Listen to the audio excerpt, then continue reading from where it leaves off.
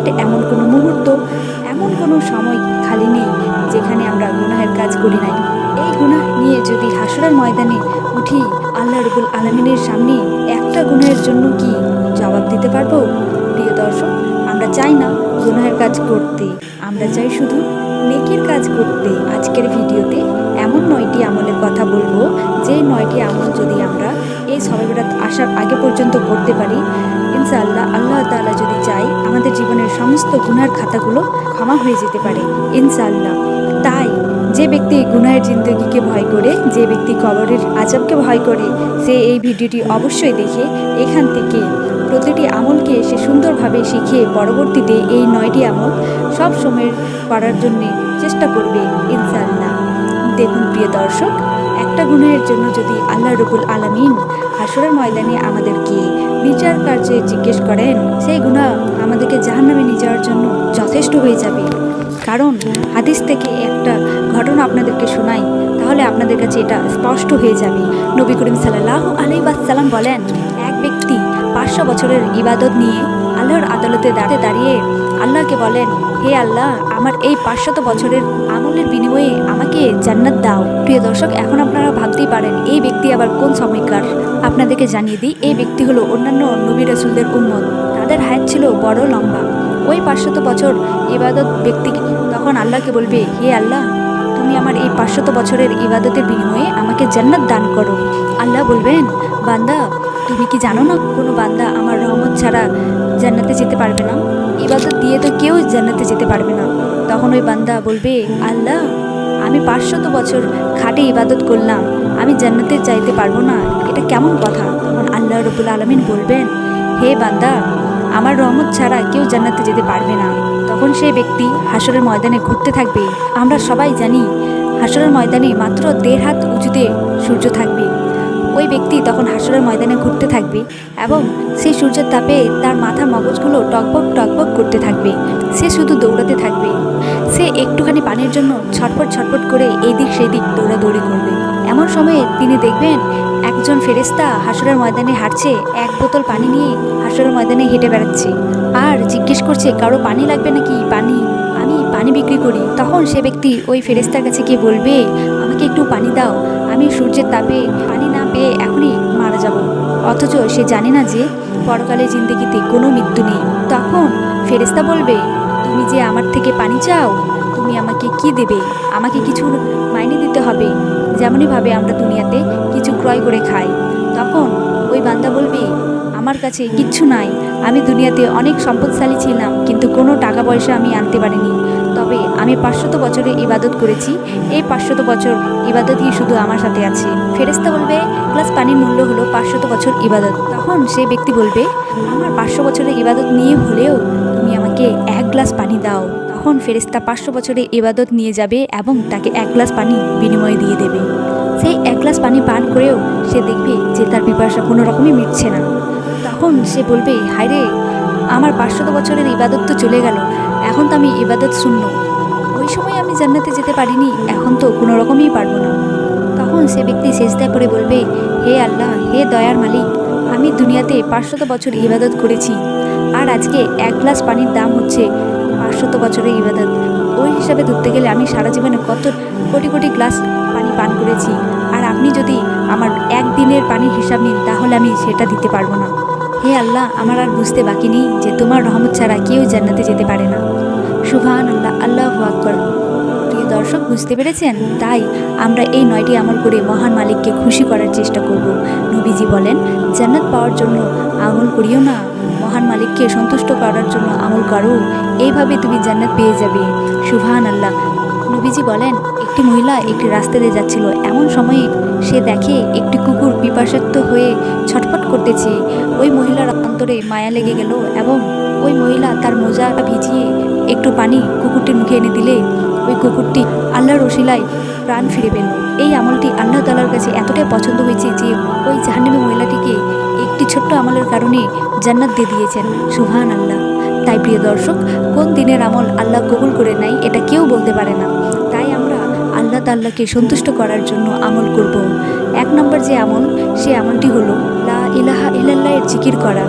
নবীজি সাল্লাল্লাহু আলাইহি ওয়াসাল্লামের প্রিয় সাহাবী আবু হুরায়রা রাদিয়াল্লাহু তাআলা আনহু বলেন, আমি আমার বন্ধু মুহাম্মদুর রাসূলুল্লাহ সাল্লাল্লাহু আলাইহি ওয়াসাল্লামের কাছ থেকে শুনেছি যে তিনি বলেছেন, কোনো ব্যক্তি যদি ইখলাসের সাথে এই সাক্ষ্য দেয় যে আল্লাহ ছাড়া কোনো মাবুদ নেই, অর্থাৎ যে বলে লা ইলাহা ইল্লাল্লাহ, আল্লাহর সাথে সাথে তার জন্য আকাশের সব দরজাগুলো খুলে দেন। সুবহানাল্লাহ, আল্লাহু আকবার।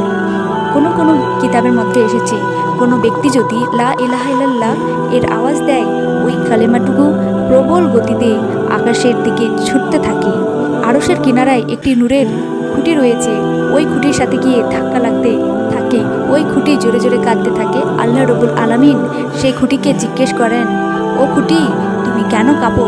চুপ করো, কেঁপো না। খুঁটি বলেন, আল্লাহ, আমি শুনতেছি দুনিয়াতে আপনার একজন গোলাম, একজন বান্দাবান্দি আপনাকে বলছেন আপনি ছাড়া নাকি তার কোনো মাবুদ নেই। তখন আল্লাহ বলবেন, ও খুঁটি, তুমি চুপ করো, আমি শুনেছি। তখন সে খুঁটি বলে, আল্লাহ, আমি চুপ করব না আপনি যতক্ষণ পর্যন্ত তাকে ক্ষমা না করবেন।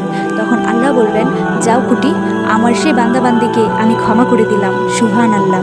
নবী মুহাম্মদ সাল্লাল্লাহু আলাইহি ওয়াসাল্লাম বলেন, যার জীবনের শেষ কথা হবে লা ইলাহা ইল্লাল্লাহ, সে অবশ্যই জান্নাতি হবে। সুবহানাল্লাহ, সুবহানাল্লাহ, আল্লাহু আকবার। হাসরের ময়দানে নবী মুহাম্মদ সাল্লাল্লাহু আলাইহি ওয়াসাল্লামকে আল্লাহ তাআলা ডেকে বলবেন, ও আমার বন্ধু মুহাম্মদ সাল্লাল্লাহু আলাইহি ওয়াসাল্লাম, আপনি আপনার ওই সমস্ত উম্মতদেরকে নিয়ে জান্নাতে প্রবেশ করুন যার জীবনে একবার হলেও বলেছে লা ইলাহা ইল্লাল্লাহ এবং এর উপরে ঈমান এনেছে। সুবহানাল্লাহ। তাই আমরা বেশি বেশি বলবো লা ইলাহা ইল্লাল্লাহ। দ্বিতীয় নম্বর যে জিকির, নবীজি সাল্লাল্লাহু আলাইহি ওয়াসাল্লাম আবু হুরায়রা রাদিয়াল্লাহু তাআলা আনহুকে নিয়ে কোনো এক জায়গায় যাচ্ছেন। নবীজি সাল্লাল্লাহু আলাইহি ওয়াসাল্লাম একটি গাছের ডাল ধরে জোরে ঝাঁকি দিলেন, এতে ওই গাছের কিছু পাতা ঝরে পড়ে গেল। নবীজি সাল্লাল্লাহু আলাইহি ওয়াসাল্লাম বললেন, ও আবু হুরায়রা, শোনো, এই যে আমি ঝাঁকি দেওয়ার কারণে কিছু গাছের পাতা ঝরে পড়ে গেল। ও আবু হুরায়রা, কোনো ব্যক্তি যদি সুবহানাল্লাহি ওয়ালহামদুলিল্লাহি লা ইলাহা ইল্লাল্লাহু আল্লাহু আকবার এই জিকিরটি করে, এই চারটি জিকির করে, তার অন্তর থেকেও গুনাহের ময়লাগুলো এমনভাবে ঝরে পড়ে যায় যেমনভাবে এই গাছের পাতাগুলো ঝরে পড়ে গেল। সুবহানাল্লাহ।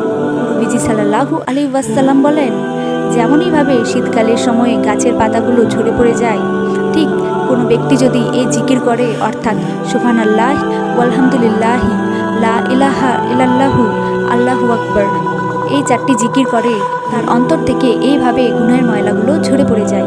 তাই আমরাও বেশি বেশি পরিমাণে এই চারটি জিকির অভ্যাস করিব ইনশাআল্লাহ। তারপরের যে আমল, অর্থাৎ তৃতীয় নম্বর আমল হলো, নবীজি সাল্লাল্লাহু আলাইহি ওয়াসাল্লাম বলেন, জান্নাত কামনা করো, বেশি বেশি জান্নাত কামনা করো। বেশি বেশি জান্নাত কামনা করলে কি হবে জানো? যে ব্যক্তি মহান মালিকের কাছে 3 বার জান্নাত চায়, জান্নাত বলতে থাকে, আল্লাহ, আপনি আপনার এই বান্দাবান্দিকে জান্নাতে দিয়ে দিন।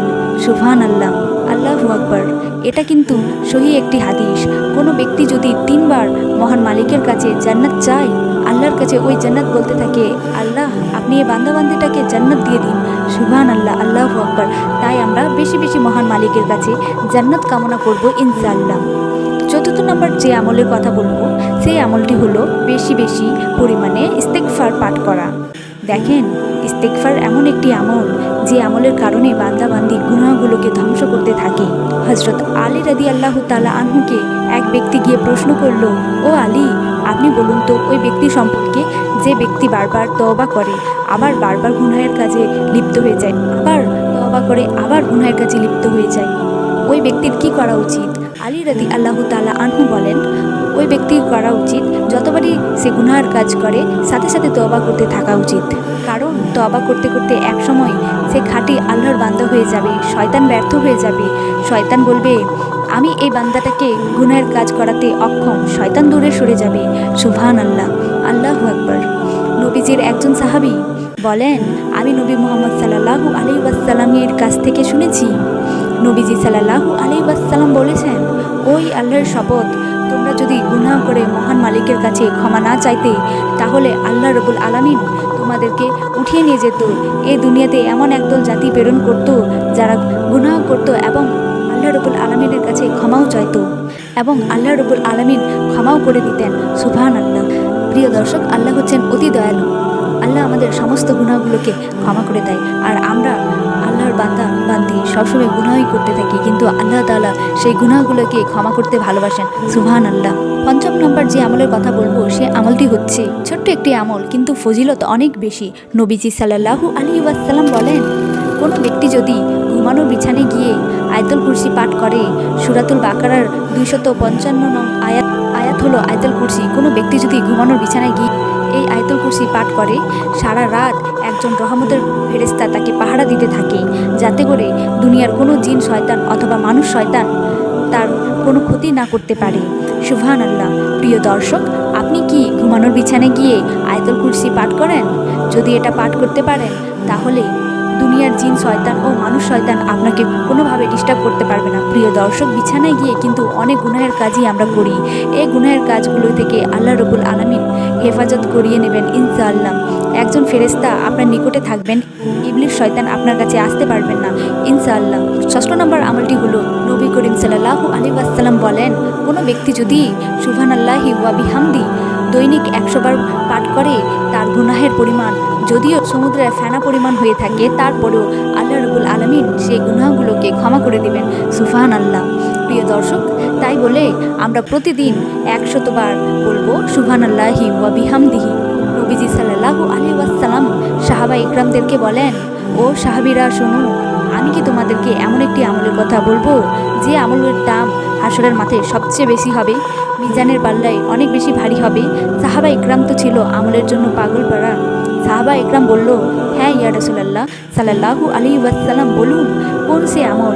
নবীজি সাল্লাল্লাহু আলাইহি ওয়াসাল্লাম বললেন, শোনো, যদি কোনো ব্যক্তি এই সুবহানাল্লাহি ওয়া বিহামদিহি 100 বার পাঠ করে, আল্লাহ রাব্বুল আলামিন তার আমলের দাম হাসরের ময়দানে অনেক বেশি করবেন। সুবহানাল্লাহ। তার থেকে দামি আমল আর কারো হবে না। প্রিয় দর্শক, এখন আপনি বলবেন, নবীজি থেকে দামি আমল কি কারো আছে? প্রিয় দর্শক, নবীজি সাল্লাল্লাহু আলাইহি ওয়াসাল্লাম এই সুবহানাল্লাহি ওয়া বিহামদি যতবার পাঠ করেছেন, আমরা ততবার কল্পনাতেও হয়তো পাঠ করতে পারবো না, কারণ নবী তো নবী। ওনার পরিমাণ কি কেউ হবে? ওনাকে সৃষ্টি না করলে গোটা জগৎ জাহান সৃষ্টি করতো না। সুবহানাল্লাহ। নবীজি সাল্লাল্লাহু আলাইহি ওয়াসাল্লামকে সাহাবা ইকরাম প্রশ্ন করলেন, ইয়া রাসূলুল্লাহ সাল্লাল্লাহু আলাইহি ওয়াসাল্লাম, অন্য কারো আমলের দাম কি এর চেয়ে বেশি হবে না? নবীজি বলেন, হ্যাঁ, ওই ব্যক্তির আমলের দাম এর চেয়ে বেশি হবে যে ব্যক্তি সুবহানাল্লাহি ওয়া বিহামদি 100 বার থেকেও বেশি পরিমাণে পাঠ করবে। আল্লাহু আকবার। তাই আমরা বেশি বেশি পরিমাণে পাঠ করার চেষ্টা করব সুবহানাল্লাহি ওয়া বিহামদি। তারপরের আমলটি হলো সুবহানাল্লাহ সুবহানাল্লাহ, এই জিকির করা। নবীজি সাল্লাল্লাহু আলাইহি ওয়াসাল্লাম বলেন, কোনো ব্যক্তি যদি সুবহানাল্লাহ এই জিকির একবার করে, আল্লাহ রাব্বুল আলামিন 7 আসমান ও 7 জমিনের মধ্যবর্তী যত ফাঁকা জায়গাগুলো রয়েছে, সব জায়গাগুলো আল্লাহ তাআলা নেক দ্বারা পরিপূর্ণ করে দেন। সুবহানাল্লাহ।